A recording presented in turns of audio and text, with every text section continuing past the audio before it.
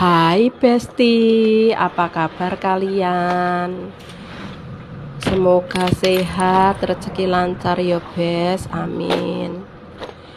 Iki ngono aku arep metu blonjo Besti. Yes, ben ngerti ramene dalan pirang dino ra metu Bes. Aku blonjo iki arep pengen masak sing seger-seger pedes ngono lho Bes. Ben enak makmi. Iki yo mampir golek bahan-bahan menu kingko Besti.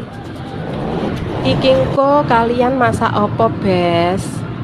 Tetap semangat ya besti-bestiku, ibu-ibu rumah tangga, yang penting semangat dan sehat kuat. Iki ngono ya golek koncone ngopi engko lho Besti. Kopine ben ra dhewe. Mosok sing ngopi dhewe kopine ya sik dhewe. Alah curcal. Ya wis ngene sik ya Besti videoku. Pokoknya tetap semangat besti-bestiku. Ya aku cukup teko omah Bes. Ya wis ngono ya Besti, dadah. Engko dilanjut neh Bes.